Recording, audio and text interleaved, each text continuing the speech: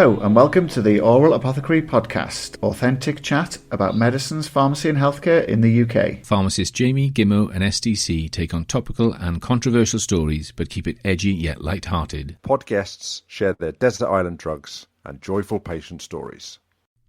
Welcome to episode 8. My name is Jamie Hayes. Coming up in today's episode of the Oral Apothecary, we are joined by Ravi Sharma. Ravi is Director for England at the Royal Pharmaceutical Society. He's a GP practice pharmacist and has a clinical interest in pharmacogenomics. We'll hear from Ravi later as he shares his desert island drug, his career anthem, and recommends a book for the Oral Apothecary Library.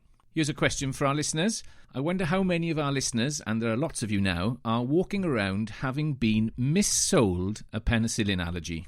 Maybe bought for you by your parents when you were younger? Well, our micro discussion this episode will look at the issue of de-labelling of patients with penicillin allergy. We know that there's a huge role for patients and the NHS to work together on this one. Let me welcome my fellow apothecaries into the act. SDC is in Bournemouth and Gimmo is in Cardiff. Welcome both. Welcome, Jamie. Evening, everyone. What have you been up to?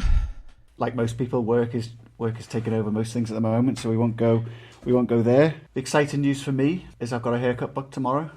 Ooh.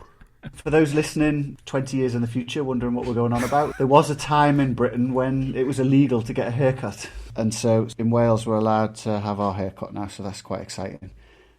Pharmacy news is my hay fever's kicked in. So if anyone can recommend anything for hay fever, please let me know. Well, just for the record, you are the only apothecary that needs a haircut. So I'm going to ask the listeners at this point, I wonder if anybody else received this message today on WhatsApp, because obviously WhatsApp's been brilliant, tried to keep up the humour during the COVID. Did anyone else receive this one? It's a picture of a paramedics around a person on the floor with a bus, and it says, AstraZeneca under fire after one of the 17 million recipients gets hit by a bus after second jab. Enough said? Pharmacovigilance joke for you there, folks. I think people know what we're talking about. I'm sure they've all had people on the...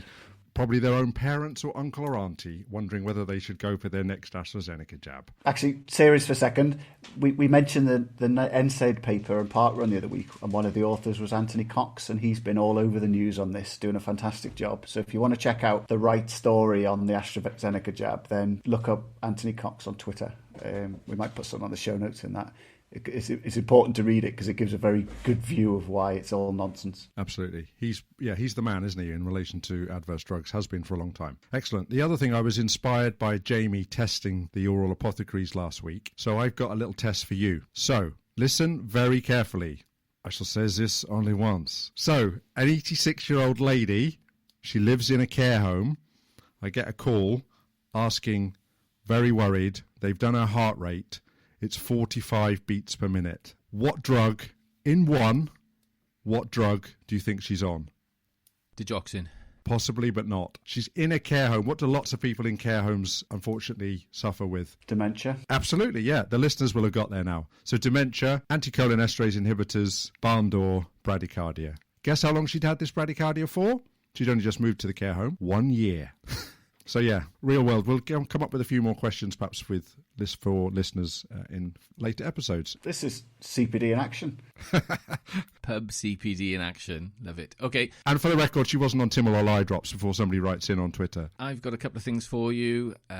Look, we know the success of video consultations and COVID as an enabler for moving into that space. With my executive coaching practice, the last 10 days, I've been coaching people in the Middle East and Southeast Asia, all enabled by video coaching. I've also been reading, and I know Ravi's going to come up with a book later in the pod, but I've also been reading Expert, Understanding the Path to Mastery by Roger Kneebone, which I would highly recommend to listeners. Insomniacs? No, it's on Understanding the Path to Mastery, and he talks about first doing time as your apprentice, as the apprentice, then developing your voice as a journeyman or woman, finally becoming a master, passing on your knowledge and skills to future generations. It's one of my current reads, nearly finished it. It's a cracker.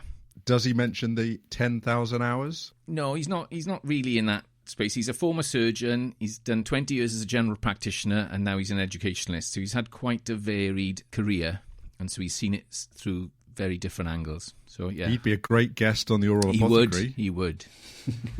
Okay, it's my great pleasure to welcome Ravi Sharma to the Oral Apothecary podcast. Ravi graduated from the London School of Pharmacy in 2011 and received a scholarship to complete a Master's in Genomic Medicines at Imperial College London in 2018. He's been awarded fellowship by the Faculty of UK Clinical Informatics and has recently been appointed to the NHS Assembly, the advisory group supporting the implementation of the NHS long-term plan in England. He continues to work as a prescribing pharmacist in a GP practice on a weekly basis. Welcome, Ravi. I know you're one of those individuals that has an enormous amount going on. What are you up to at the moment? Thanks for having me. Really great to be here. What am I up to at the moment? Well, I think it's a blend of trying to keep up with the sports, trying to look at the Man United game happening second leg with AC Milan at the moment in the backdrop, as well as trying to eat well, keep exercising, mental health in check, supporting family, and trying to stay busy with the profession. And are you succeeding? Questionable. My wife will probably disagree with you tremendously if I did try and say I was trying to do good at particularly some of those things about well-being, being a family person. But yeah, I think maybe the profession side, it sometimes depends on the day you catch me. And clinically, what's on your agenda clinically, would you say? COVID vaccinations and trying to deliver care in a slightly different way. And I know Steve probably does this every single day of his life around general practice work, working remotely, working on the weekends, out of hours at the moment where I possibly can to support the delivery of the programme. And profession-wise, Ravi, because I know we share a background in terms of I used to be director for Wales, you're director for England. I say I never went through anything like this. I think it was swine flu might have been around that time, but this must be very interesting times in a professional body, trying to do what needs to be done for the profession. I think it has. I think, firstly to say, I think the profession's done an incredible job. Every single day since last year, we're coming up to a year now since we've been in lockdown from an England perspective, and it's just been absolutely incredible to see how the profession has reacted, been so agile, just got on with it, despite the challenges of the pandemic. But from a professional leadership body's perspective, we've had to adjust ourselves, be more reactive, be more agile in our approach, be more streamlined in our approach. And it's been great. I've been fortunate to work with two fantastic directors of Wales, Ellen Jones, our new director of Scotland, Claire Morrison. And it's been an absolute team effort across GB with our teams to try and support the profession wherever we can, listen to members, engage with them, advocate for them, challenge where needed to be, to make sure that they're well supported to deliver the care that they need to. A lot of long hours. At the end of the day, it's part of the job, part of the remit, and it's been a real interesting experience. Yeah, here, Ravi, and as you well know, the pharmacists and all the technicians and all the other people that work in the back teams, as it were, have done a fantastic job, as you say, from a pharmacy point of view. One of the things I think when we were thinking about who would we like to invite into the Oral Apothecary, because we do think about who we'd like to get on specifically for guests, and it's not just thrown together. But we're really interested, and I think the listener really needs to hear about what's going to happen in the next 5 to 10 years around pharmacogenomics. So paint us a picture, if you would. Wow, it's a really good question. Pharmacogenomics is a really interesting area. So to give a bit of a backdrop, I would say there's at least 56 drugs that we are commonly prescribed and dispensed across Great Britain that have a drug-drug relationship with a strong evidence base behind it. To give you a viewpoint on this, we know that drugs in their current form are around 30 to 60% effective in most people because of individual variations. And that is largely because of genetic variations in an individual. So, if we're looking at it from a perspective of metabolism, drug metabolism, you've got that absorption, distribution, metabolism, and excretion. So if we're just focusing on metabolism, most of our drugs, as we know, metabolized by the liver, cytochrome P450 enzymes, but it could be phase 1 or phase 2 reactions as part of it. But with that, you would realize that there's about 4 genes, 4 cytochrome P450 enzymes that are responsible for 95% of drug metabolism. And there is a huge potential across the NHS to make some real tailored medicines optimization interventions based on this. And looking at the current evidence base, there's probably about 6,000 medicines that are currently prescribed, 6 million medicines that are currently prescribed and dispensed, where a pharmacogenomic profile of an individual would help tailor those people's individualized medicine. So when you're looking at the sheer potential of it, it could be absolutely huge. But in terms of the role for pharmacists, when we look at the global evidence and the systematic review of evidence, every successful model across the world that implements pharmacogenomics successfully involves the leadership of a pharmacist or a pharmacy team as part of it. Whether you're looking at Australia, Sweden, Canada, America, other parts of Europe, in particular in the Netherlands, are sheer successes of how to successfully implement a program with the sheer leadership of pharmacists being key parts of that. And I think within the next year, we're going to start to see some of that within the NHS in England from a hospital pharmacy perspective. But I think the inevitable will happen where primary care is the main source of prescribing and dispensing medicines, that there will have to be an intervention related to pharmacogenomics made by either pharmacists working in general practice or those working in community services or community pharmacy. I have the pleasure of doing a European job, actually, I'm associate editor for a journal, and I've had a couple of round-the-table breakfast discussions with some people from Scandinavia who have been telling me all about the pharmacogenomics in reality, not just in theory, but in reality. And I was blown away by how much they're already doing.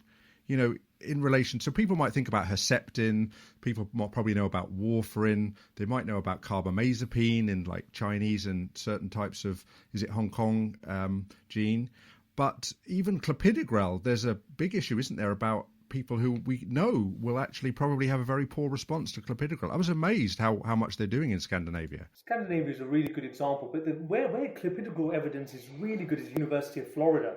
They have a whole service based upon optimizing just clopidogrel medicines within their cardiology centers within the university trust or hospital, to it be known from an England perspective. But they're doing some absolutely phenomenal stuff. I like the Scandinavian model, particularly around mental health medicines and medicines optimization within that landscape. I think where the real innovation is happening, though, is in Holland. It's absolutely fantastic what the Dutch Pharmacogenomics group are doing, how they've integrated pharmacogenomic profile into electronic health records, and how you have a whole robust evidence system whereby the prescriber is about to initiate prescribing, flag comes up, tells you what to prescribe, tells you the right indication to do it for. It's an example of how the English system, the Welsh or Scottish system could function potentially in the future. Where are we in that league table then, Ravi, at the moment? It's a real difficult one. I think in terms of whole genome sequencing and genomic medicines broadly, I think we're ahead of the world. When I look at the interventions that are made around cancer diagnosis, infectious disease management, and the diagnosis of rare diseases in particular, the UK is above and beyond the rest of the world in terms of the level of whole genome sequencing, the number of populations it is, the number of biomarkers it's formulating to develop future drugs to deliver for specific conditions. Where we are on the pharmacogenomics journey, I think, is a very early one. How we utilise the data within the system currently still is questionable. How it integrates as part of the medicines optimization pathway, how clinicians are educated, skilled, the ethical, the education part on patients and members of the public around it. I think we're still on a very long journey before we see it in regular routine clinical practice. So I was on a call earlier this week, and it was about how we're using the technology we got to map out the genetic sequence of the various variants of concern for the COVID virus, and as you say, I think the technology that we've got in this country to do that sort of thing is incredible. But then on the other hand, we're still faxing prescriptions and world leaders in faxing, and we're about to talk about de-labelling penicillin, which is an issue that's been around for 50 years. And I think, so that's my worry here. So I remember helping someone write a paper on the role of pharmacy and pharmacogenomics, and it goes back to work I did with the society, and this must have been 15 years ago. I'm not saying it's not going to happen. I wonder, with systems that we're talking about that have done this, have they got their house in order in other areas first, and so they've got a system that's enabled to do this? Because we've got a lot to do before we get a system that's capable of doing this, don't we? Yeah, it's a key part of some of the evidence bit that I've done. Well, hopefully a publication, provided it passes the right people, coming out later this year about the enablers and barriers of its implementation. And part of that is the infrastructure, the digital infrastructure, the technology, the ability to pull in not just your genomic data, but your environmental factors and your other health indicators into a risk stratification tool that enables you to prescribe safely, we're still away from. But there's no reason why we can't learn from other countries about the ways they've done it, the way